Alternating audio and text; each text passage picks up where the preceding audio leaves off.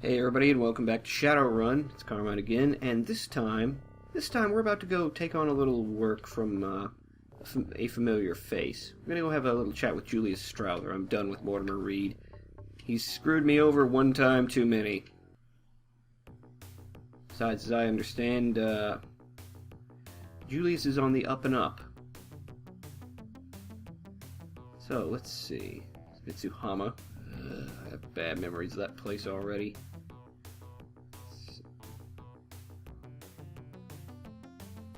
Club matchstick. Yeah, I know. I've been on a lot of people's lips lately. Julius looks up from his pocket computer. Yes? I'm looking for some work.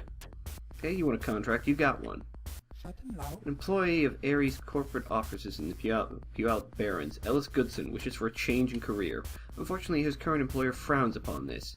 Assist my client with his professional growth and return here to receive full compensation for your services. You are offered $900. Payment for the run is $970. I'll take it. Ares is not going to be easy to break into. Not at all. I am going to head over to the Puyallup Barrens, though, and make contact with the last fixer in the game. His money's really good. You get a little less karma per job, though. And we've already heard several times about how he's not really reliable. This is the Wanderer. This is a fairly quiet bar. Averages about one fight every 3 hours. It appears that one of those fights is happening now. You are swept up in a wild melee that moves outside the bar. Now, this will be over quick. One of every gang. I don't think we've been standing outside for 3 hours as there's been another fight. Let's try this again. Alright, let us in. There's another character here. A tired dwarf with a data jack in his head looks up at you. What do you want? Looking for some information. I've been around, seen many things. What's your story, chummer? I came up here to drown my sorrows, but I guess you want to talk. I'm called Peter. I worked in the tech division of the Stuffer Shack, where I learned my way around a cyberdeck. Stuffer Shack is basically a combination of a Walmart and vending machine. I was jealous of those cyber cowboys with their guns and chrome. The Matrix got them all they wanted, and so I stole me a deck, plugged in, and I've never looked back. I need some questions answered. Tell me about the Matrix. The Matrix is an area in cyberspace that basically connects all computer systems together. Any system that is hooked into the Matrix can be accessed. Once inside a system, we can take data files and sell them to people called fixers. Deckers like me would rather be in cyberspace than in this dreary world any day. I'll talk to you later, chum. Now, we're going to talk to the person back here. This Mr. Johnson is obviously well-to-do. He is dressed to kill in a custom-tailored suit. The jewelry on his wrist appears worth more than you'll ever have. His personal bodyguard looks like something from a bad dream. Let me introduce myself. I'm Vigore. My friend here you can call Jarl. My employer is funding me to see how lucrative this Mr. Johnson thing can be. With his generous financial support, my percentages tend to be better than most.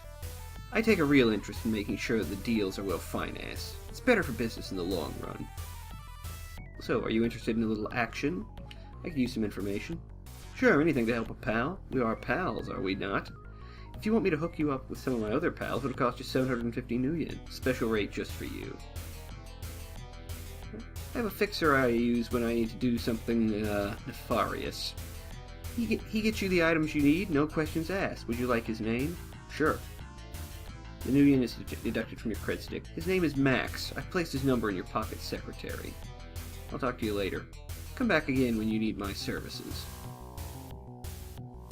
As you can see, this guy is pretty well connected. His money is quite good. Let's go find a vid phone and have a little chat. There's a sudden disturbance up ahead. A gang of I-5ers jump out of the crowd. So, you chose to serve the Yakuza? Then you deserve to die like the other enemies of the Mafia. Oh, really, pal? Oh, shotguns. This is why I wanted that heavy combat armor. Yeah, one of them actually punched through my defense. I'm just glad I had the heavy combat armor. I probably would be dead by now. Yeah, now that we've been aligned with a specific group, that's gonna start happening. Max. The connection engages, and there is a pale man peering at you from the other end. State your business quickly, friend. The only service I offer is to forge corporate badges. Perhaps you'd be interested in some of my hardware. I need some corporate badges for a run I've contracted. I can whip up some clearance badges in no time. I have all the plates here. But I need to charge you a craftsman's fee of 6,000. Easy money, I'll pay. These babies are guaranteed to work, and my name ain't Max. They're only good for one visit, so you know where to come when you need more. Alright, what items? 2 SMGs. Level 4 and level 5 maglock passkeys for 30 and 42,000. That's not a deal. I had a guy selling a level 5 for 50. I'm not getting screwed, pal. Alright. Let's head on that run since we're in town.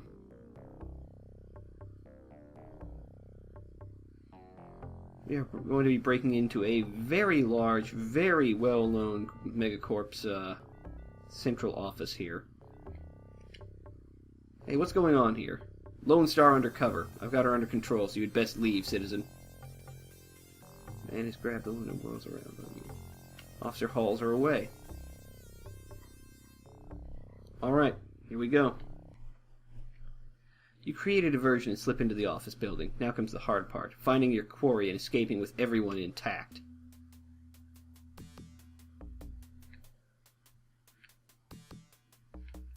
Alright. Let's have a look around.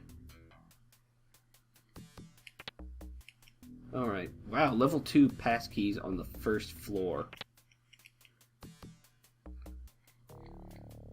What do we got here? 100 new yen. Hopefully this run goes a little better than the last. Actually.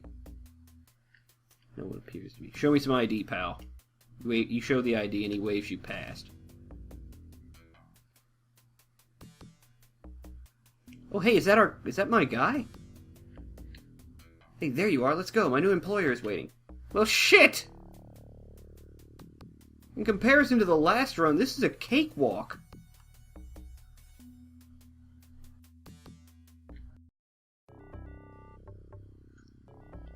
As you exit the building, a Northrop PRC-42 Wasp descends to land in front of you. The typically one-seated copter has been modified to include a second.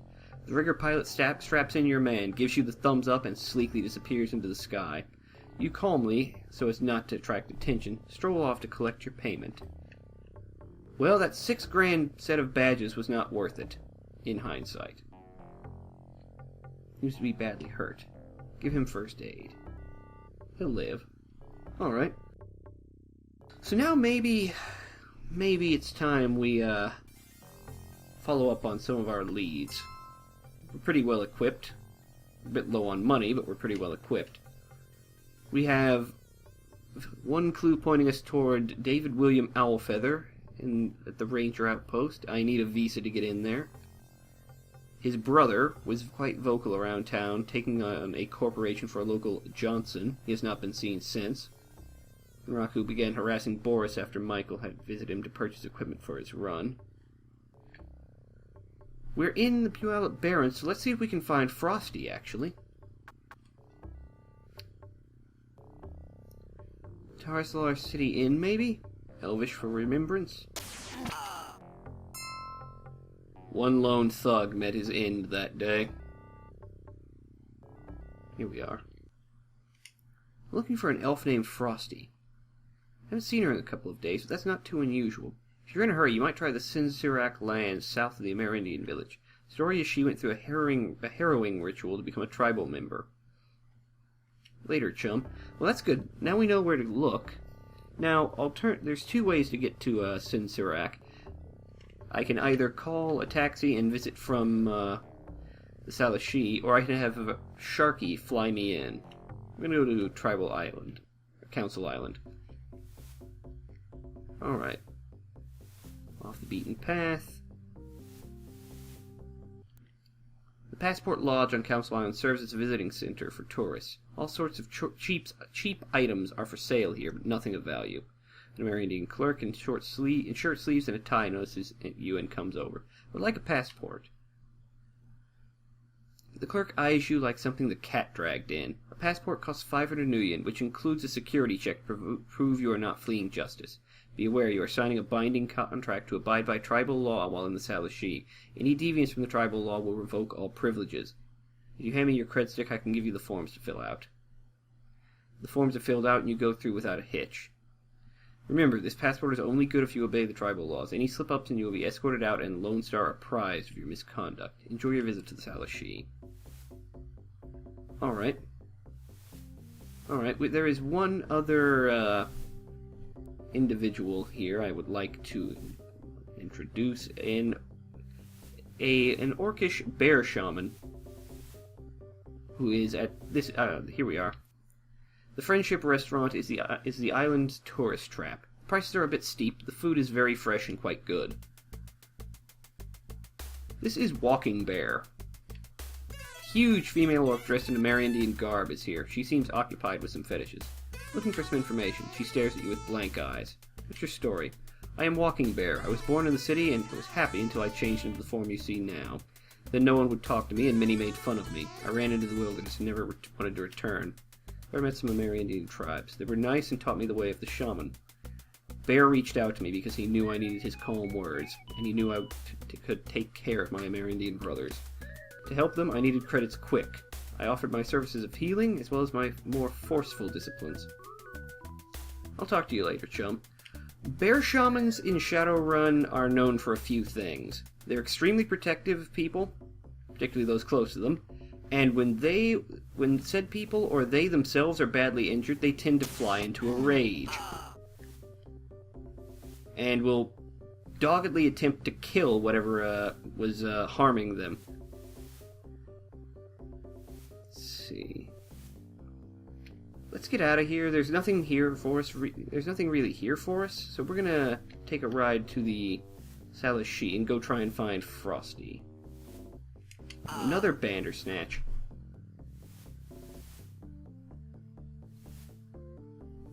Alright, call a taxi. Salishi. Alright, we are out in the wilderness now.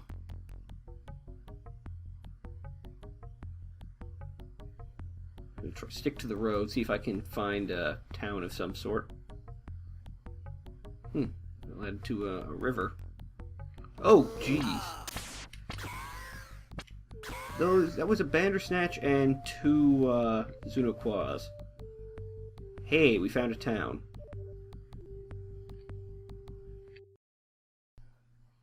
Shows herself as Red Buffalo Woman. I'm afraid I don't get many visitors out here, so I have nothing to offer you. But I wish you well on your journeys. Good day. Let's try and find David William Owlfeather. Ah, here we are. As you enter the Tribal Council building, a ranger approaches you. His ID tag reads D. Owlfeather. How can I help you this fine day? Tell me what you know about my brother Michael. You pull his holopix from your pocket and give a brief synopsis of the events leading up to Tabitha's murder. Owlfeather seems very disturbed by your story. I'm sorry to hear of another senseless death. I fear I was of little help in her quest to find Michael's killers. Perhaps if I had been able to learn more, she would still be alive today. What have you learned so far? I've not made much progress. It seems a great amount of interest has been generated in our lands lately, and many strangers have been visiting here. Your brother was one of them. After his death, Tabitha gave me many leads, all to no avail. Something has the people of this region scared into silence. Perhaps we need the help of one who knows more. Yeah? Like who? If you require his help, I must first ask for yours. If you're willing to perform a simple task, then I will give you the name of someone who may further help you. What is this simple task? Ironically, my own brother Aragorn left our lands 92 years ago and has never returned. We have not heard from him since he entered the Sprawl to seek his fortune. Return him to me and I will help you. All right, I'll see what I can do. Just keep your nose and these lands clean. Well then, looks like we've got another lead now.